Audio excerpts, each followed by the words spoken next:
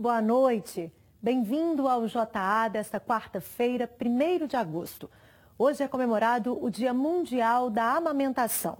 De acordo com a Organização Mundial de Saúde, essa é a principal forma de proteção e desenvolvimento do bebê. Você vai ver agora a importância do aleitamento materno e uma exposição que retrata e incentiva esse momento de cumplicidade entre mãe e filho.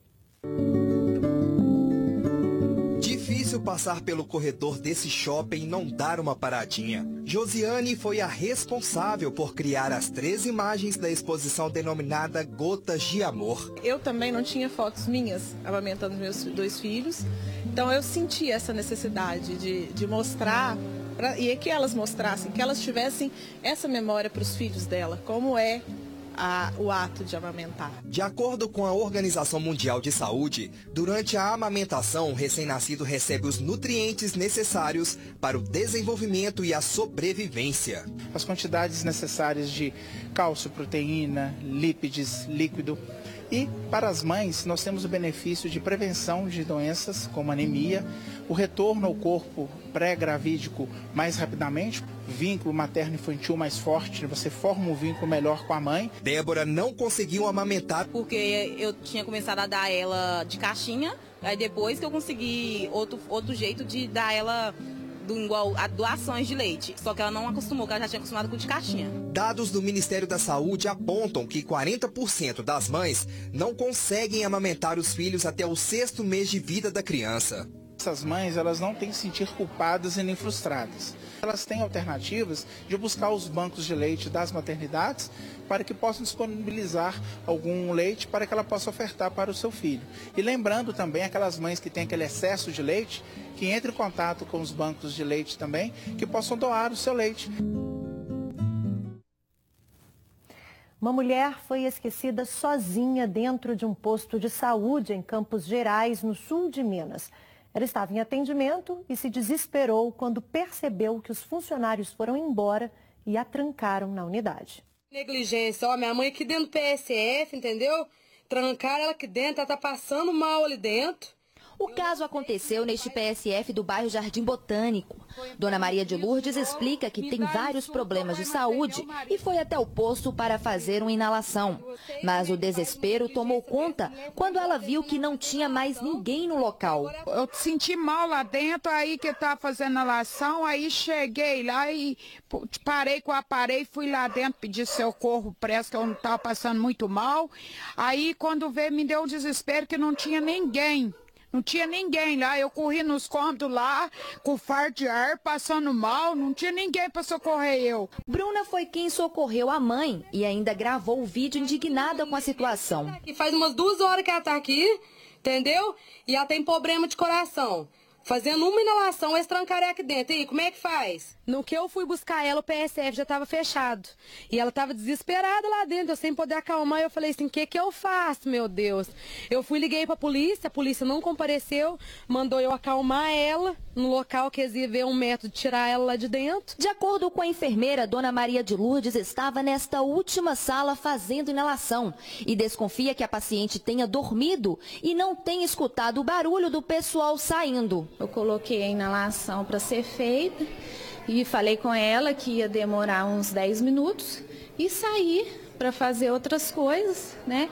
E por um lapso, né, de memória, eu esqueci, né, de ir até a sala que fica no fundo. A enfermeira ainda pediu desculpas pela falta de atenção e explicou que no PSF são muitos atendimentos por dia e ela tem apenas um técnico de enfermagem para ajudá-la. Infelizmente, né, aconteceu esse erro, peço desculpa, né, e se Deus quiser, espero não acontecer isso nunca mais.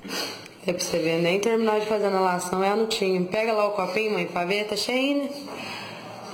Agora, depois de quase 2 horas que eles abriram, ó, o copinho tá cheinho. Pra mim tá uma vergonha pra fazer isso com a minha mãe. Minha mãe tem depressão. Eu falei pra minha mãe, é pra processar eles mesmo, porque e se ela morre lá dentro?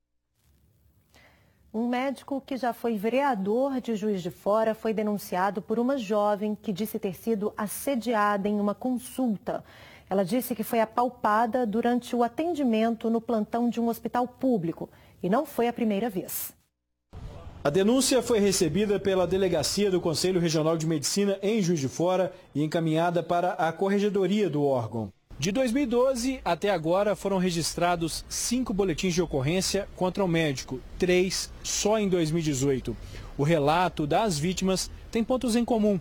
Algumas alegam que teriam sido acariciadas de forma estranha nos seios com o uso do estetoscópio.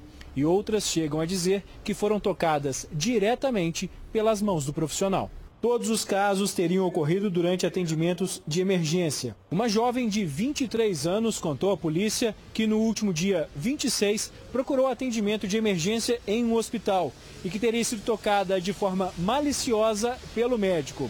Ela contou que ficou envergonhada e não contou o fato a ninguém, mas 2 dias depois precisou procurar atendimento novamente e foi atendida pelo mesmo profissional. E mais uma vez teria sido abusada. O médico se defende das acusações. Ele alega já ter feito mais de 100 mil atendimentos na carreira e que as acusações podem ter cunho pessoal. Já tem mais de 100 mil pessoas atendidas. Quer dizer, todas elas com todo respeito, todas elas do mesmo jeito que eu atendo uma, atendo outra. Então, se existe alguma reclamação, é problema pessoal, não é por problema meu. Então, por conta do comportamento meu. A existência de múltiplas denúncias podem pesar contra o médico. Em caso de condenação de provas evidentes e de condenação, 5 penalidades existem que podem ser aplicadas, que vão desde uma advertência confidencial em aviso reservado até a cassação do direito do exercício profissional. O médico espera que tudo seja esclarecido durante as investigações. Eu desejo que realmente seja apurado, porque uma inverdade não pode persistir. Um homem foi executado nessa manhã na porta da casa da namorada, no bairro Urca, em Ribeirão das Neves, na região metropolitana de Belo Horizonte. Veja na reportagem de Etel Correia. Um susto no início da manhã. Escutei uns tiros, não sei contar quantos foi não, mas mais de 3 eu acho que foi. Sustou. Porra! Até meus animais. Os disparos foram dados contra o homem que pilotava esta moto. Bruno Calisto havia chegado a esta avenida para buscar a namorada para ir para o trabalho. Segundo informações de parentes, ele foi abordado por uma dupla que também estava de moto. O garupa desceu e deu vários tiros. O corpo do homem caiu do outro lado da rua. A informação da família é de que o casal já havia sido ameaçado e o crime pode ter motivação passional. A namorada da vítima, que prefere não mostrar o rosto, disse que os dois estavam juntos há 1 ano e meio e que já tinham sofrido ameaças. Uma vez ele passou pela gente e falou que ia matar eu e ele. Abalada, ela conta que saiu correndo de dentro de casa após ouvir o barulho de tiros, mas não deu tempo de salvar a vida de Breno. Segundo a PM, Breno Calisto da Silva tinha 34 anos e nenhuma passagem pela polícia. Até agora, a única pista para os criminosos é a moto que eles usavam. Foi informado pelas testemunhas que uma moto, né, uma XRE branca, a princípio, com 2 indivíduos que cometeram esse ato, né? 5 disparos de arma de fogo, sendo que um foi na região da cabeça e foi talvez o fatal. Um ônibus escolar foi incendiado por criminosos em Nova Serrana, no centro-oeste de Minas. Ele atendia a crianças da rede municipal de ensino e a polícia acredita que tenha sido uma retaliação pela morte de uma menina vítima de bala perdida. Em poucos minutos, o micro-ônibus do transporte escolar foi consumido pelo fogo. As labaredas atingiram a rede elétrica e chegaram bem perto das casas. O corpo de bombeiros chegou logo depois e apagou o incêndio, mas o veículo já estava totalmente destruído. Pela manhã, o micro-ônibus continuava no mesmo lugar, no bairro Fausto Pinto da Fonseca, em Nova Serrana. Eu saí ali na janela e percebi que estava pegando fogo. Foi onde eu tive que pegar minha família e levar lá para o fundo, né, e ficar escondido lá, porque a chama está muito alta mesmo. Segundo a PM, o motorista do micro-ônibus mora nesta casa. Ele tinha estacionado para jantar antes de buscar os alunos do turno da noite, quando o veículo foi incendiado. Testemunhas contaram ter visto 2 rapazes ainda não identificados fugindo do local de bicicleta assim que o fogo começou. Moradores do bairro acreditam que o caso tenha sido uma retaliação pela morte de uma menina de 14 anos em uma troca de tiros com a PM nessa segunda-feira. Segundo a polícia, ela e um outro adolescente de 16 anos roubaram uma moto no bairro Prolongamento Bela Vista, aqui em Nova Serrana. Na fuga foram abordados e o menino sacou um revólver e apontou em direção aos militares, que revidaram. A garota foi baleada, chegou a ser socorrida, mas morreu. A PM afirma que ainda não tem indícios da ligação entre os casos e trata o incêndio como um episódio isolado. Nós mostramos nesta terça-feira, aqui no Jornal da Alterosa, a denúncia de detentos da penitenciária Nelson Hungria, que gravaram um vídeo reclamando das condições precárias dentro da cadeia. A reportagem repercutiu entre as autoridades envolvidas na segurança pública. O presidente da Comissão de Assuntos Carcerários da OAB afirma que a situação é grave. O principal ponto hoje é falta de agentes penitenciários e falta de técnicos. Falta investimento na estrutura, reformas que os presos também reclamam das latrinas entupidas, das celas com mau cheiro, ratos, baratas e essa é a realidade de todo o sistema prisional do Estado de Minas Gerais. O raio-x feito pela comissão revela que as 199 unidades prisionais do Estado estão superlotadas. Na penitenciária Nelson Hungria, em Contagem, há celas onde deveriam estar 6 detentos e que tem até 25, o que facilita as fugas e dificulta o trabalho da vigilância. Somente nesse ano foram registradas 4 fugas na penitenciária. Dos 34 foragidos, apenas 12 foram recapturados. Isso sem falar nas tentativas. De março a julho deste ano foram 11. Em uma delas, os detentos escavaram um túnel enorme e cerraram as grades de 9 celas. A fuga foi frustrada pelos agentes prisionais e com a atuação do GIR, o Grupamento de Intervenção Rápida, preparado para atuar em situações de crise nos presídios. Fábio Piló afirma que a alteração nas regras para visitas de amigos e namoradas de detentos desde o fim do ano passado provocou reação negativa entre eles. A retirada de namoradas e amigos da visitação se deu em razão do baixo efetivo de agentes penitenciários. É complicado você retirar o direito daquelas pessoas que já estão ali numa situação extremamente precária em razão de uma ineficiência do Estado na contratação ou na realização de concursos públicos de agentes penitenciários. Segundo o advogado, há cerca de 2 meses, o juiz da Vara de Execuções Criminais de Contagem deferiu liminar, determinando o retorno das visitas de namoradas e amigos dos detentos já cadastrados. Os novos cadastros ainda estão sendo analisados. Se querem manifestar, se querem falar das mazelas, que o façam como estão fazendo nesse ato, procurando advogados, procurando as autoridades como o Ministério Público, Defensoria, o próprio magistrado da comarca. O preso tem que trabalhar e estudar, nada mais do que isso, e não ficar trancado o dia inteiro dentro de uma cela superlotada, pensando em crime, tendo tempo para serrar a grade, que é o que vem acontecendo hoje em todo o sistema prisional do Estado de Minas Gerais. Tem caído uma chuva tímida, em Belo Horizonte e região metropolitana, mas o tempo continua seco, então tem que caprichar na hidratação, viu? Veja agora como fica o tempo amanhã em todo o estado.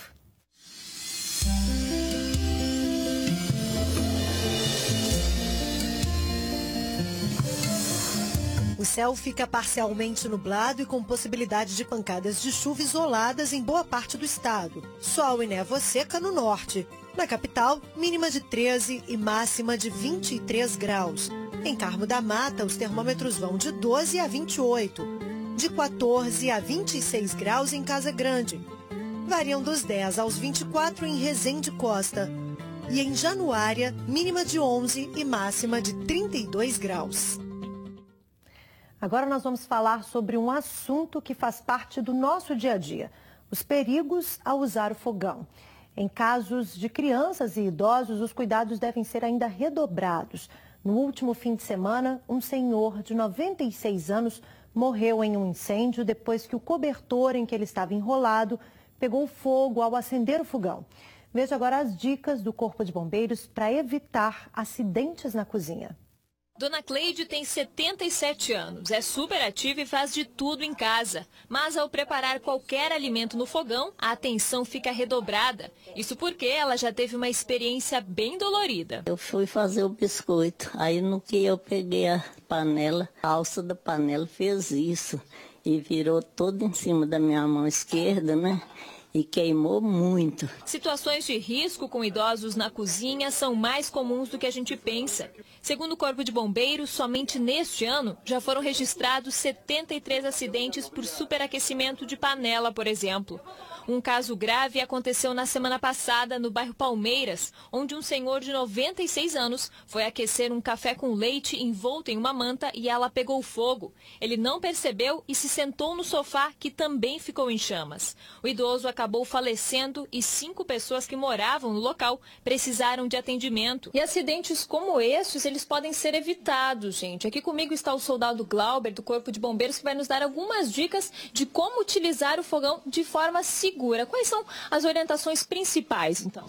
Então, Daniela, a principal dica, né, falando aqui sobre essa superfície aqui do fogão, as panelas, elas devem ser colocadas com os cabos para a parte interna do fogão, né? Então, isso vai evitar com que a criança puxe esse cabo e venha se queimar. Geralmente, as pessoas, elas utilizam o fogão, utilizam o forno, e logo que termina esse uso, elas abaixam essa tampa. Então, quando você abaixa essa tampa, você vai incorrer no risco de que esse vidro aqui, ele venha a se estilhaçar. As pessoas, quando elas fazem, por exemplo, um bolo, né, utilizam um tabuleiro, elas costumam tirar esse tabuleiro utilizando aí um pano de prato para proteger a mão. Isso não é interessante porque esse pano de prato ele pode ser muito fino e pode gerar aí algum tipo de queimadura de primeiro ou segundo graus. O mais indicado é o uso de uma luva térmica. Outro dado do Corpo de Bombeiros mostra que o vazamento de gás também é um problema recorrente. Só em 2018 foram 316 registros. A gente pode ver aqui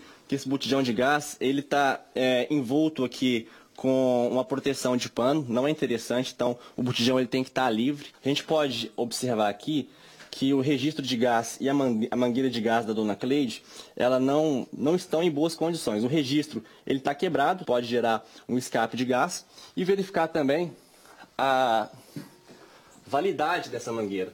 A gente observa aqui, né, que a mangueira ela tem um escrito aqui, né, algumas informações, e nós temos o prazo de validade. Eu não pego panela assim mais não, né? As panelas eu vejo se está bem firme, né? Olho primeiro para poder não ter esse prejuízo. É isso aí. Depois do intervalo tem sorteio de ingressos para o maior evento de CrossFit do Brasil, que acontece no próximo fim de semana aqui no Mineirão. Quer participar? Então caneta e papel nas mãos que eu te passo o número para você ligar e concorrer já já. E você vai ver ainda a expectativa do comércio para as vendas do Dia dos Pais. É daqui a pouquinho, não saia daí.